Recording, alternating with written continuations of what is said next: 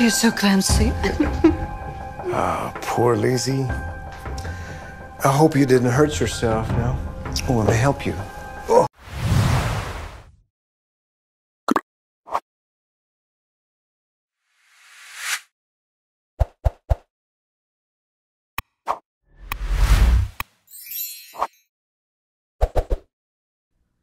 درود دوستان، امیدوارم حال دلتون عالی باشه. Let's jump it. خب همونطور که دیدین خدمتکار که بهش میگن مید میفته و خانومه بهش میگه You're so clumsy، یعنی تو خیلی دست با چلفتی هستی.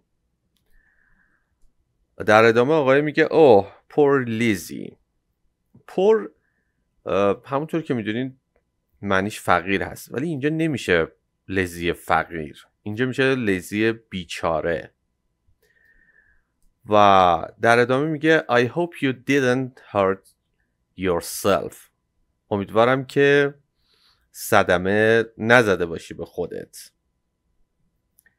و میگه که Let me help you. اجازه بده کمکت کنم. Here you go. خب آقای میاد عصا رو میده و تو اون حالت میگه Here you go، یعنی بفرما. ببینید این تو موقعیت‌های مختلف هم میشه ازش استفاده کرد. مثل اینکه مثلا یه مثال براش بزنم Can you pass me the salt؟ در جواب میگن Here you go. میشه نمک رو به من بدی؟ میگه مثلا بفرما.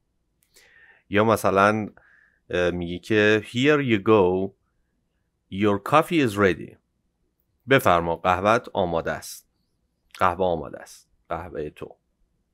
یا مثلا میخوای یه چیزی رو از کسی قرض بگیری، میگی Can I borrow a pen؟ طرف مقابل میگه Sure Here you go. میشه یه خودکار قرض بگیرم؟ میگه البته بفرمایید. یه نکته دیگه هم بگم، یه کلمه یه جمله دیگه هم داریم به این شکل There you go. این هم شبیه همون Here you go هست، اما Here you go رو بیشتر برای اون لحظه استفاده میکنن که چیزی رو بخوای مثلا فردی بخوای یا به فردی مثلا بدی، ببخشید چیزی رو به فردی بدی. ولی There you go میتونی مثلا بفرمایید بشینید یا بفرمایید داخل، یا مثلا اینجوری هم ازش استفاده کنه از There you go. پس فرق There you go و Here you go رو متوجه شد. Why are you doing this? خب آقای خانومه رو داره مسخره میکنه و میگه چرا داری این کار رو میکنی؟ Let's see what you have to say when Mike gets back from his trip. خب خانومه هم در جوابش میگه Let's see what you have to say when Mike gets back from this trip. میگه ببینیم چی داری بگی. هفتو درسته که اجبار رو اینو داره میگه ولی تو ترجمه نمیاد، ولی اون رو میرسونه. یعنی چی؟ یعنی اینکه چی داری بگی، یعنی مجبوری چی بگی. پس let's see یعنی ببینیم what you have to say چی داری بگی when Mike gets back from this trip وقتی که مایک از این سفر برگرده. gets back یعنی برگرده. I tell him everything about you bullying. خب در ادامه میگه که I tell him everything about your bullying. میگه که همه چیزو در مورد زورگوییات بهش میگم. And about you cheating on him behind his back. خب در ادامه صحبتاش هم میگه and about you cheating on him behind his back. در مورد اینکه پشت سرش بهش خیانت میکنی. ببینید cheating on him behind his back به معنی خیانت به کسیه، معمولا هم در رابطه‌های عاشقانه استفاده میشه از این. Oh, you so scared me. خانم برمیگرده بهش میگه Oh, you scared me. منو ترسوندی. Who do you think he'll believe? His wife and best friend. خب خانم میگه Who do you think he'll believe? His wife and best friend. فکر میکنی کی باور میکنه؟ زنش یا بهترین دوستش؟ Or his disabled sister. در ادامه اون جملهش میگه or his disabled sister یا خواهر کمتوانش. از disable برای اونه که معلولیت دارن یا کمتوان هستن از کلمه disable استفاده میکنه. or his disabled sister یا خواهر کمتوانش. Who's been a burden on him her whole life. خب خانم یه جمله خیلی بدی میگه که who's been a burden to him her whole life. خب ترجمهش یعنی که تمام عمرش براش یه بار بوده. حالا منظورش چیه از این؟ یعنی این که اشاره میکنه به خواهره که مثلا چون که کم توان بوده یه جوری سربار بوده، مایه زحمت بوده برای اون طرف. این جمله خیلی بار منفی داره و میتونه احساسات خیلی زیادی رو برای طرف مقابل داشته باشه که به ویژه در مورد فردی که به دلیل شرایطش نیازمند کمک و حمایته. خیلی جمله رقت انگیزی که بخوای برای کسی به کار ببری. You're lucky. آقای میگه you're lucky. تو خیلی خوش شانسی. He hasn't kicked you out on the street. خب آقای در ادامه میگه he hasn't kicked you out on the street. hasn't kicked که همون میدونین حال کامل منفی هست و منظورش اینه که اونطور هنوز بیرون توی خیابون ننداخته.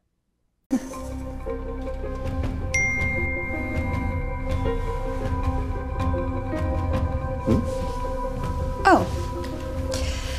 Your knight in shining armor is delayed on his tail. خب میگه که your knight in shiny armor is delayed on his sail. میگه شوالیه بازر درخشان تو تأخیر داره، دیر میکنه با این تو این سفرش. So he won't be home today or tomorrow? خب در ادامه میگه که so he won't be home today or tomorrow. میگه که پس امروز یا فردا به خانه نخواهد آمد. want همون کوتاه شده ویلناته که توی این جمله اومده. And that means what? آقای میگه and that mean what؟ و این معنیش چیه؟ You are going to do exactly what we say. خب میگه you are going to do exactly what we say. تو دقیقا همون کاری رو که ما میگیم انجام خواهی داد. اینجا یه توضیح بدم. You are going to این ساختاریه که برای اون آینده، برای بیان برنامه تو آینده نزدیک که قطعیت داره، تقریبا 80-90% قطعیت داره استفاده میشه. So go and make us a romantic dinner. خانم میگه so go make us a romantic dinner. میگه خب بنابراین برو درست کن برای ما یه شام رمانتیک عاشقانه. Chop chop. خب میگه چاپ چاپ، یعنی به عمل ریز کردن، خورد کردن تو آشپزی میگن چاپ. میگه ریز کن. Go, go, go. Now are you still here? آقای میگه go. Are you still here؟ میگه برو. هنوز اینجایی؟ هنوز اینجا وایسادی؟ She's so annoying. میگه she's so annoying. اون خیلی اعصاب خورد کنه. But maybe Lizzie's right. آقای میگه but maybe Lizzie's right. اما شاید لیزی درست میگه. Maybe it's time we told Mike about us. میگه maybe it's time we told Mike about us. میگه شاید وقتش که به مایک درباره خودمون بگیم. یه نکته اینجا داره که گفته از فعل told که گذشته tell هست استفاده شده. تو این جمله به صورت خیلی ریز و ضمنی یه حالت فرضی یا یه پیشنهاد که خیلی قویه داره میخواد ازش استفاده کنه.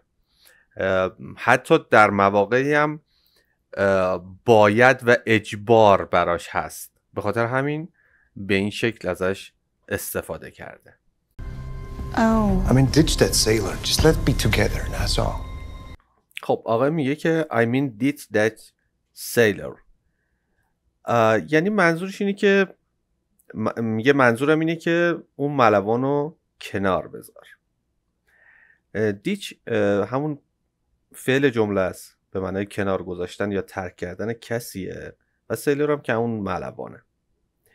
اینو توی جاهایی که میخواد کسی که فرد مناسبی نیست برای اون طرف مقابلش از این جمله استفاده میکنه. ditch that sailor. در ادامه میگه just let's be together and that's all. فقط بذار با هم باشیم، همین. That's so sweet. خانم در جواب میگه that's so sweet، یعنی این خیلی عالیه، این خیلی شیرینه، این خیلی خوبه. I'll think about it. I'll think about it. فکر خواهم کرد در موردش. I'll مخفف I will هست.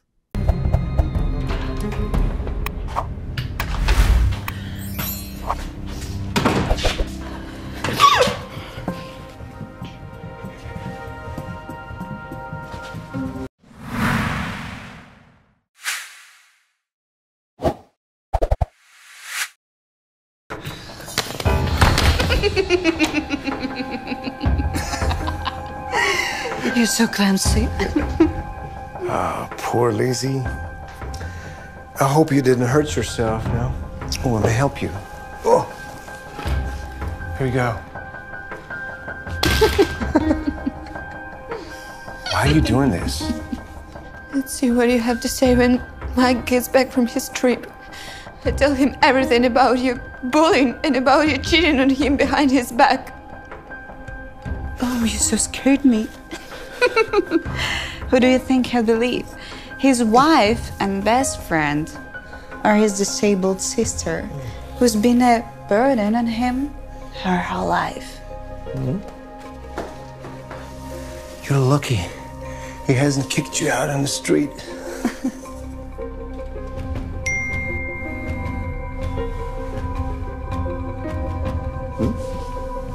Oh. Your knight in shining armor is the lead on his tail. So he won't be home today or tomorrow? And that means what? You are going to do exactly what we say. So go and make us a romantic dinner. Chop chop. Go, go, go. Now are you still here? She's so annoying. But maybe Lizzie's right. Maybe it's time we told Mike about us. Oh, I mean, ditch that sailor. Just let's be together, that's all. that's so sweet. I'll think about it.